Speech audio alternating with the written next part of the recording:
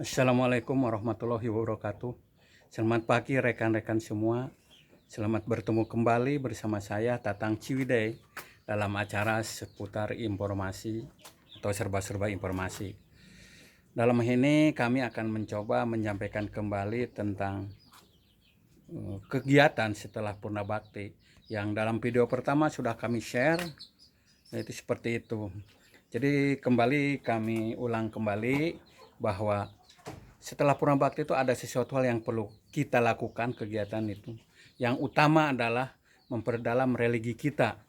Dimana pada masa waktu sebelum Purna Bakti dulu kita mungkin masih merasa lebih kurang belajar tentang agama, tentang Quran, yang terkait dengan religi.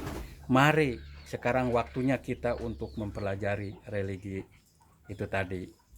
Itu yang pertama. Yang kedua, apabila masih ada waktu, berhubung kita dulu selalu sibuk dengan pekerjaan, sehingga sekarang setelah Purna Bakti dan setelah waktu digunakan untuk religi juga masih tersisa. Untuk itu mari kita lakukan beberapa kegiatan untuk kita laksanakan untuk mengisi hidup kita. Yang pertama, mungkin kita harus mengenal dulu hobi apa yang kita inginkan atau kita lakukan bisa enjoy dari dulu. Kita harus inisiasi dulu, kita mempunyai hobi seperti apa. Apa itu hobinya goes, hobinya olahraga, jogging, hobinya ternak, hobinya jalan-jalan, ya terserah. Yang penting itu hobi itu membuat kita senang melakukannya. Itu yang pertama. Yang kedua, hobi itu dilaksanakan kalau bisa tidak banyak memakan waktu atau biaya. Waktu maksudnya jauh daripada rumah. Kalau biaya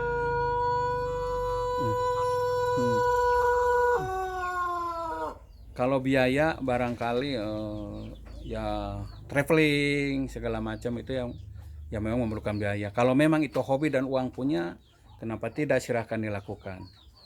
Untuk hal ini yang saya lakukan, kegiatan Purna Bakti yang utama saya lakukan, selain kita belajar religi juga saya punya hobi, yaitu ngurus ayam, ngurus lele, hidroponik, tanam tanaman di belakang rumah atau di seputar halaman rumah, dan pemelihara maggot. Maggot itu adalah lalat hitam, yaitu black shoulder fly, yaitu lalat hitam, lalat yang menguntungkan, tidak mengandung bakteri, tapi bisa membantu mengurai sampah-sampah organik kita menjadi yang tidak berbau dan menjadi humus atau pupuk. Dan BSF-nya atau maggotnya, belatungnya itu bisa diberikan sebagai pakan ayam, pakan ternak atau pakan ikan yang mengandung protein yang tinggi. Itu hampir 40% lebih. Sehingga itu yang saya coba lakukan dikembangkan di belakang rumah ini.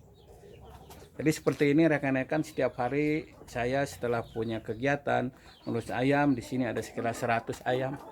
Ini ada di belakang saya ini. Ini adalah kandang ayam, sekarang sudah pada bertelur lumayan lah. Dari 100 ayam itu jantan dan betina, mungkin 60 yang betina, rata-rata bertelurnya sekitar 20 sampai 40.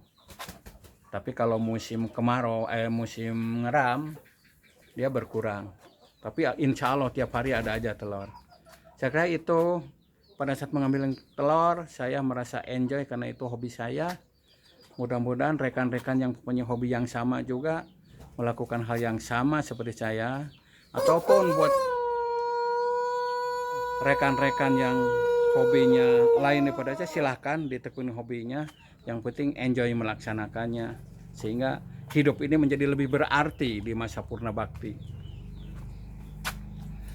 Ini juga kandang ayam. Ini kandang yang kedua juga ada. Ini sebelah sini. Jadi saya setiap hari mengecek, mengganti minum, ngasih pakan. Dan pakan ayam saya itu memang organik, sayur-sayuran dan dedak.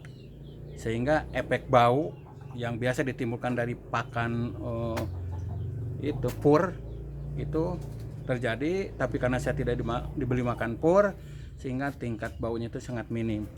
Apalagi minumnya dikasih 4, sehingga di dalam kandang itu cenderung kotoran ayam sudah terurai, jadi tidak ada amoniaknya, sehingga baunya itu sangat kurang.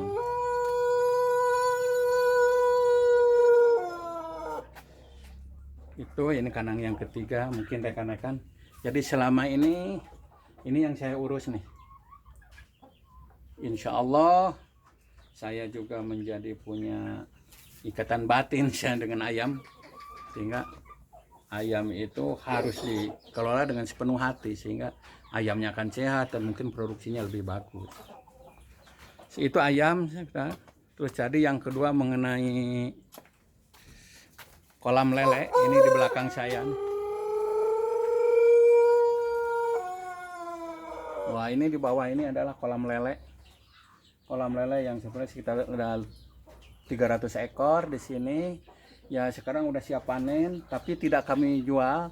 Jadi diproduksi dan dikonsumsi sendiri dulu.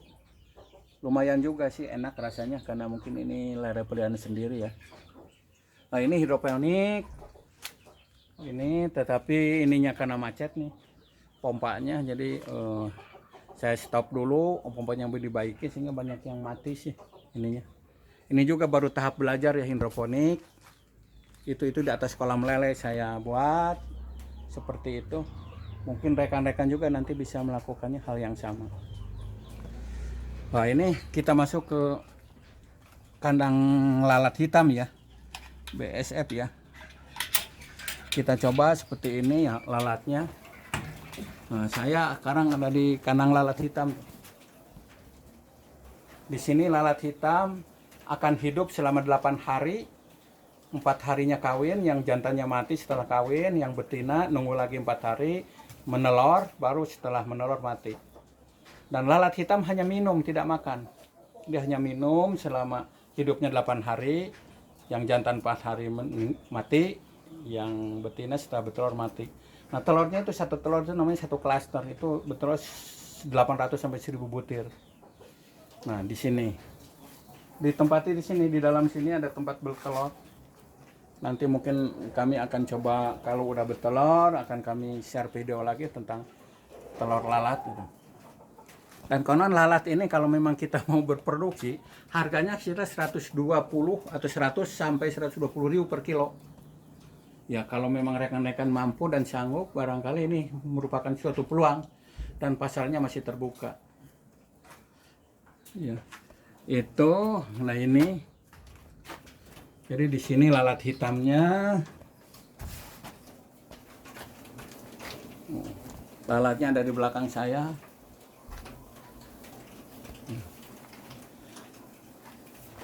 Nah, ini kandangnya saya buat di samping kandang ayam tuh. Jadi ini hanya dikasih kasa aja yang transparan. Yang penting lalat itu tidak terbang keluar dan lalat berkumpul di sini dan dia akan menelor. Nah, di tempat seperti ini nih, dia akan bertelur. Nanti setiap 2 hari sekali saya cek dan telurnya saya pindahkan ke tempat pemekaran atau penetasan. Itu saya kira mungkin informasi kegiatan saya pasca Purna Bakti yang saya lakukan saat ini setiap hari di sini.